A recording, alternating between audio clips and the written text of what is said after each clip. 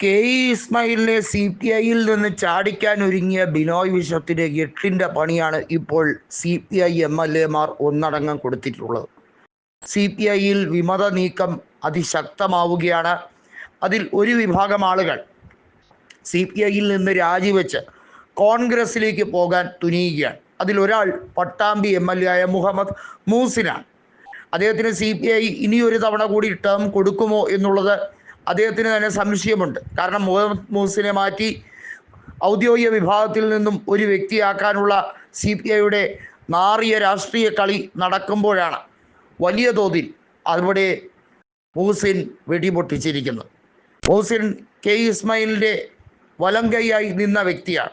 യുവജന സംഘടനയായ AISF-ലൂടെയാണ് മൂസിൻ പാലക്കാട് ശോഭിച്ച് രംഗത്ത് വന്നത്. നമുക്കറിയാം, പാലക്കാട് ജില്ലയിൽ കോൺഗ്രസിന് ആധിപത്യമുള്ള മേഖല തന്നെയാണ്. എന്നാൽ കഴിഞ്ഞ ഏറെ നാളുകളായി മുഹമ്മദ് മൂസിന് പട്ടാമ്പിയിൽ വലിയ സ്വീകാര്യതയാണുള്ളത്. കോൺഗ്രസിൻ്റെ കൂടി വോട്ട് നേടിയാണ് മൂസിൻ ജയിക്കുന്നത് എന്ന് പരക്കെ ഒരു ആക്ഷേപമുണ്ട്. എന്നാൽ അതിൽ ഒരു രീതിയിലുള്ള ലജ്ജയും തോന്നുന്നില്ല എന്നാണ് മൂസിൻ പറയുന്നത്. അതിന് കാരണമായി പറയുന്നത്, ദേശീയ രാഷ്ട്രീയത്തിൽ CPIയും കോൺഗ്രസും ഒരേ മുന്നണിയിലാണ്. CPIക്ക് കേരളത്തിൽ ഒരു സീറ്റ് പോലും കിട്ടിയില്ല. കൂടെ നിന്ന് CPIM ചതിക്കുകയാണ് ചെയ്തത്. CPIയെ അള്ളുവെച്ചത് കൊണ്ടാണ് തൃശ്ശൂരിലും തിരുവനന്തപുരത്തും നാണം കെട്ട തോൽവി ഏറ്റുവാങ്ങേണ്ടി വന്നത്. അതുകൊണ്ട് തന്നെ ദേശീയ പ്രസ്ഥാനത്തിൻ്റെ ഭാഗമായി, കോൺഗ്രസിൻ്റെ ഭാഗമായി മുന്നോട്ട് പോകാൻ ഞങ്ങൾക്കൊരു മടിയുമില്ല എന്ന് കേരള രാഷ്ട്രീയത്തിൽ അത് സമ്മതിക്കാൻ CPMൻ്റെ ഒരു രീതിയിലുള്ള അനുമതിയും വേണ്ട എന്ന് മൂസിൻ തൊടുത്തു വിട്ടതോടുകൂടി ബിനോയ് വിശ്വം വെട്ടിലായിരിക്കുകയാണ്.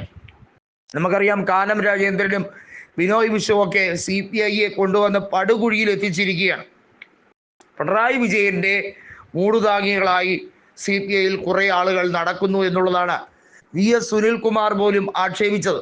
നമുക്കറിയാം, ഒന്നാം പിണറായി സർക്കാരിൽ കൃഷി വകുപ്പ് കൈകാര്യം ചെയ്ത VS സുനിൽകുമാർ ഇത്തവണത്തെ ലോക്സഭാ തെരഞ്ഞെടുപ്പിൽ 2024 ലോക്സഭാ തെരഞ്ഞെടുപ്പിൽ തൃശ്ശൂർ ലോക്സഭാ മണ്ഡലത്തിൽ മത്സരിച്ചു. അദ്ദേഹത്തിന് വിജയസാധ്യത ഏറെയാണ് എന്ന് പറയപ്പെട്ടതാണ്. ഒരുപക്ഷെ കോൺഗ്രസിൻ്റെ പ്രവർത്തകർ പോലും സുനിൽകുമാറിനെ ഇഷ്ടപ്പെടുന്നു.